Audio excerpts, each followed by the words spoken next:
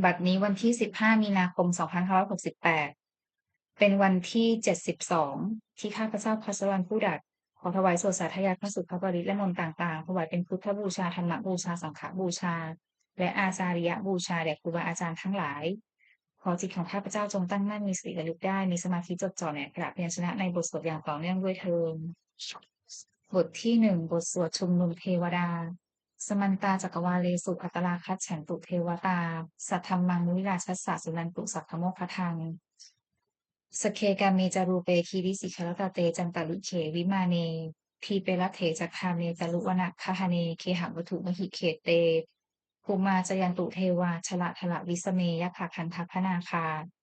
ตินหันตาสันติเกยังมุนิวระวจนังสาทโวเมสุนันตุธรรมสวนากาโลอายัมพัทันตาธรรมสวนากาโลอายัมพัทันตาธรรมสวนากาโลอายัมพัทันตาบทที่2บทบูชาพระตนตรัยอิมินาสกาเลนะพุทธังอภิปูชยามะอิมินาสกาเลนะธัมมังอภิปูชยามะอิมินาสกาเลนะสังฆังอภิปูชยามะบทที่3บทกราบพระตนตรัยอรหังสัมมาสัมพุทโธภควาพุทธังภควันตังอภิวาเทมิสวากขาโตภควตาธัมโมธัมมังนัมสสามิสุปฏิปันโนภควโตสาวกสังโฆสังฆังนะมามิบทที่4บทสวดนมัสการสิกขิคาถานะโมตัสสะภะคะวะโตอะระหะโตสัมมาสัมพุทธัสสะนะโมตัสสะภะคะวะโตอะระหะโตสัมมาสัมพุทธัสสะนะโมตัสสะภะคะวะโตอะระหะโตสัมมาสัมพุทธัสสะบทที่5บทสวดไตรสรณคมนปาฐะพุทธังสรณังคัจฉามิธัมมังสรณังคัจฉามิสังฆังสรณังคัจฉามิทุติยมปิพุทธังสรณังคัจฉามิทุติยมปิธัมมังสรณังคัจฉามิทุติยมปิสังฆังสรณังคัจฉามิตติยมปิพุทธังสรณังคัจฉามิตติยมปิธัมมังสรณังคัจฉามิตติยมปิสังฆังสรณังคัจฉามิบทที่6บทสวดสัจจกิริยาคาถานาทิเมสรณังอัญญังพุทโธเมสรณังวรังเอเตนะสัจจวัชเชนะโสทิเมโหตุสัพพทานาทิเมสรณังอัญญังธัมโมเมสรณังวรังเอเตนะสัจจวัชเชนะโสทิเมโหตุสัพพทานาทิเมสรณังอัญญังสังโฆเมสรณังวรังเอเตนะสัจจวัชเชนะโสทิเมโหตุสัพพทาบทที่7บทสวดมหาสมัยสูตรเอวัมเมสุตังเอกังสัมมยังภัพพวาสักเกสุวิหารติกัปปิละวัตถุสมิมหาวเนมหตาภิกขุสังเคนะสัททิงปัญจมัตเตหิภิกขุสเตหิสเพเหวะอรหันเตหิทัสหิจะโลกธาตุหิเทวตาเยปุเยนะสันนิปติตาโหนติภควันตังพัสนายะภิกขุสังคัญจาอัตโขจตุนางสุทวาสกายิกานางเทวานางเอตัทโหสิอายังโปภควาสักเกสุวิหารติกัปปิละวัตถุสมิงมหาวเนมหตาภิกขุสังเคนะสัททิงปัญจมัตเตหิภิกขุสเตหิสัพเพเหวะอรหันเตหิทัสหิจโรกธาตุหิเทวตาเยปุเยนะสัมมิปติตาโหนติภควันตังพัสนายาภิกขุสังคัญจายันนูนะมะยัมปิเยนะภควาเตนุปสังกเมยามะอุปสังกมิตวาภควโตปัสสันติเกปัจเจกคาถาภาสยามติอัตโขตาเทวตาเสยถาปิมานะภรวาตุลิโสสัมมินชิตังวาพาหังภาษาเรยะภาษาริตังวาพาหังสัมมินเชยะเอวเมวะสุทวาเสสุเทเวสุอันตรหิตาภควโตปุระโตปาตุละหังสุอัตโขตาเทวตาภควันตังอภิวาเกตวาเอกมันตังอัฏฐังสุเอกมันตังทิตาโขเอกาเทวตาภควโตสันติเกอิมังคาถังภาสิมหาสมัยปวานสมิงเทวกายาสมาคตาอาคาตัมหาอิมังธรรมสัมมยันทวิตาเยวะอาปราชิสังคันติอาตโขอปาราเทวตาภควโตสันติเกอิมังคาถังภาสิตัตระพิกโวสมาทหังสุจิตตังอัตโนอุสุตมากังสุสารถีวะเนตานิชเหตวาอินทริยานิรักขันติปันทิตาติอาทโขอปาราเทวตาภควโตสันติเกอิมังคาถังภาสิ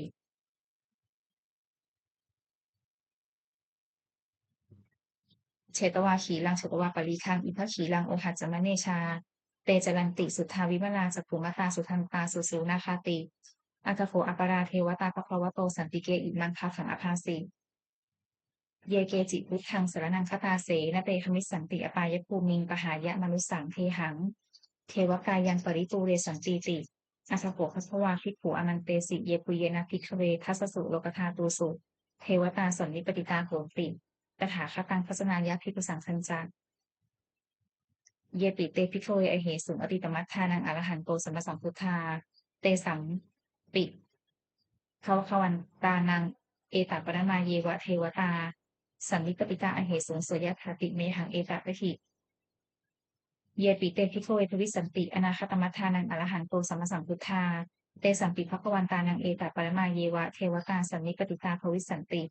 เสยถาปิเมหังเอตระหิอาจิกิสามิพิกเวเทวกายานังนามานิกิตยิสามิพิกเวเทวกายานังนามานิเทศิสามิพิกเวเทวกายานังนามานิตังสุนาถาสาธุกังมนสิกโรนถะภาสิสามีติเอวัมพันเตติโขเตพิกโขภควโตปัจจโสสงภควาเอตัทโวจักสีโลกามนุษย์กัสสานิยถาปุมมาตทัสสิตาเยสิตาคิริคัพพารังปหิตตาสมาหิตาภูถูสีหาวสัตลีนาโลมหังสาปิสัมพุโนโอทาตมนัสสาสุทาวิปัสสนานาวิลาพินโยปัญจสตยตวาวเนกาปิละวัทเวตโตอามันตยิสัทธาสัสเกสัสเนระเตเทวกายะอภิกันตาเตวิชานาถาภิกขโวเตจาอาตัปปะมะการุณสุตวาพุทธศาสนังเตสัมปาตุระหุยานังอมนุสานัทสนังอัปเตเกสตมัทถขุงสหัสสามัทธสัตตริงสตังเอเกสหัสสานังอมนุสานามัทธสุงอัปเตเกมันนันตมัทถขุงทิสาสัพพาพุทธาอหงตันจัสสะพังอภิญญายะวะวะขิตวาจักขุมาตโตอามันตยิสัทธาสัสเกสัสเนระเตเทวกายะอภิกันตาเตวิชานาถาภิกขโวเยโวหังกิตยิสามิชิราหิอนุปุพิโสสัตตาสหัสสาวยขาคุมากติละวัทวาอิทธิมันโตชุติมันโตวนะวันโตยสัสสิโนโมทัมมานังอภิกามุงภิกขุนังสมิติงวนังชะชะสหัสสาเหมวตายคานานัตวานิโนอิทธิมันโตชุติมันโตวนะวันโตยสัสสิโนโมทัมมานังอภิกามุงภิกขุนังสมิติงวนังสาตาคิราติสหัสสายขานานัตวานิโนอิทธิมันโตชุติมันโตวนะวันโตยสัสสิโนโมทัมมานังอภิกามุงภิกขุนังสมิติงวนังอิจเจเตโสรสสหัสสายขานานัตวานิโนอิทธิมันโตสุติมันโตนะวันโตยสัสสิโนโมทัมมานาอภิกามุงภิกขุนังสมิติงวนังเวสานิกาปัญจสัตตายขานานัตวานิโนอิทธิมันโตสุติมันโตวนะวันโตยสัสสิโนโมทัมมานาอภิกามุงภิกขุนังสมิติงวนังคุมพิโรราชาพหิโกเวปุลสานิเวสนังพินโยนังสตสหัสสังยัคขานังปยุปาสติคุมพิโรราชาพหิโกโสปคัสสมิติงวนัง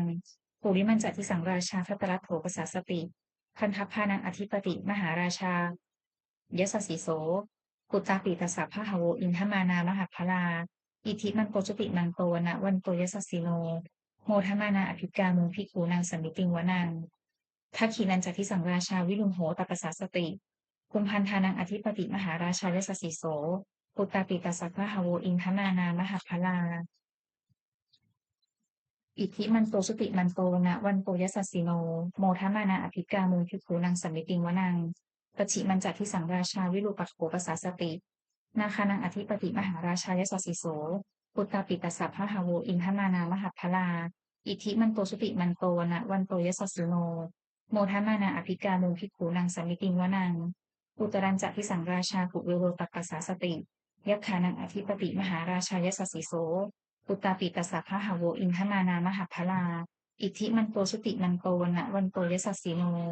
โมทะมานาอภิกามุงภิกขุนังสัมมิติงวนังปุริมาทิสังทกรัตโถทักขินะวิรุณหโกปชิเมนะวิรูปักโขปุเวโรอุตรังทิสังจัตตารโรเตมหาราชาสมันตาจตุโรทิสาทันทัทันละมานาอัตถังสุวเนกาปิละวัทเวเตสังมายาวิโนทาสาอาคูวันจนิกาสัทธามายาปุเตนทุเวเตนทุวิภูจาวิภูโตสหะจันทโนกรรมเศรษโธจากกินุมันทุนิมันทุจักปนาโทอุปมัญโยจากเทวสุโตจันมาตลิจิตเสโนจักคันทัพโพนโรราชาชโนสโพอาคูปัญจสิโขเจวะติมพารูสุริยวัชสาเอเตจันเยจาราชาโนพันทัพพาสหราชุพิโมทัมมานาอภิกามุงพิคูนังสัมมิติงวนังอาถาคูนักษานาคาเวสาลาสหตัชกากัมพลสตราอาคูปยาคาสหยาติธิยามุนาทัตระถาจาอาคูนาคายสสิโนเอราวันโนมหานาโคโสปะคัสสันนิติงวนังเยนาคะราเชสหัสสาหารันติทิพาทิชาปคิวิสุทธจักโขเวหายสาเตวนามัสปัตตาจิตราสุปันนาอิติเตสะนามังอภยันตทานาคะราชานมาสิสุปนโตขิมมกาสิพุทโธสันหาหิวาจาหิปวะหายันตา นาคาสุปันนาสรณมักกังสุพุทธังชิตาวชิรหัตเถนะสมุทังอสุราสิตาภาตโรวาสวัสเสเตอิทิมันโตยสัสสิโนกาลกัญชามหาพิสนาอสุราคานเวคสาเวปาจิตติสุจิตติจะปหาราโทนมุจีสหะสตันจักภริปุตตานังสัพเพเวโรจนามกาสันนหิตวาพลิงเสนังลาภุพัทธนุปาคัมมงสมโยธานิพัทธันเตภิกขุนังสมิติงวนัง อาโปสะเทวาปัทวีจะเตโชวโยตถาคมุงวรุณาเทวาโสมุจะยสสาสหะเมตตากรุณากายิกาอาคูเทวายสสสิโนทัสเสเตชะทากายาสัพเพนานัตตวันนิโนอิทธิมันโตสุติมันโตวนะวันโตยสสสิโนโมทัมมานาอภิกามุงภิกขุนางสัมมิติงวนังเวนทูจะเทวาสหลีจะอัสมาจะทุเวยมาจันทสุปนิสาเทวาจันทมาคูปุรักขิตา สุริยสูปนิสาเทวาสุริยะมาฟูกุรักขิตา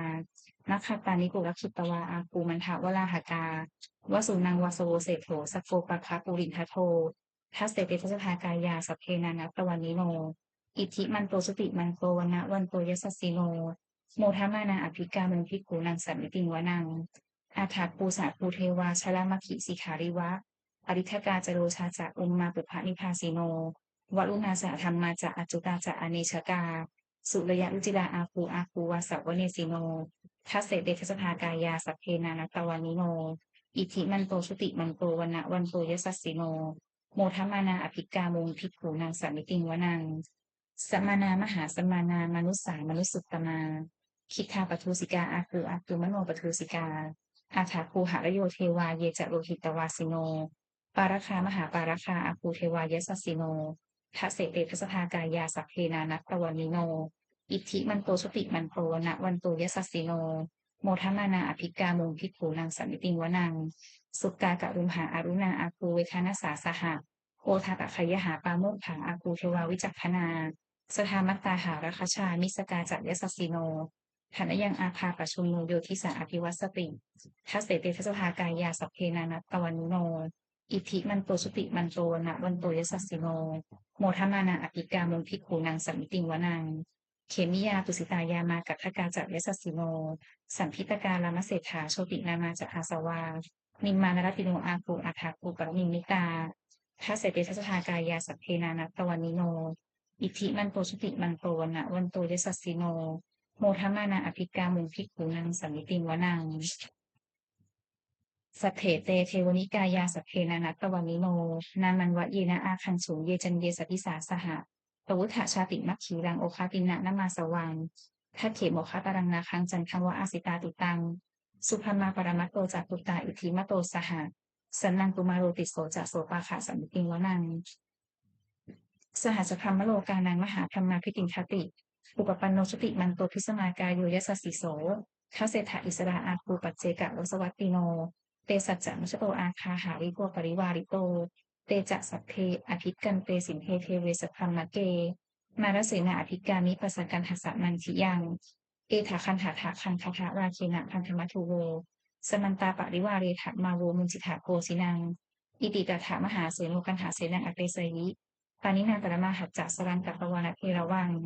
ยถาปาวุสโกเมโคธนะยันโตสวิชุโกตาทาโสปจุภาวัตติสังปุตโทอัสยังวเสตันจัสสัพพังอภิญญายะววคิปวานะจักกุมาตโตอนันตยิสัทธาสาสเกสาสเมระเต มาระเสนาภิกันตาเตวิชานาถาภิกขโวเตจะอาตัปปมักการุณสุตตวาพุทธศาสนังวิตลาเคหิปักกามุงเนสังลมังติอัญชยุงสัพเพวิชิตสังคามาพยาตีกายสัสสิโนโมทันติสหปูเตภิสาวกาเตชเนสุตาติ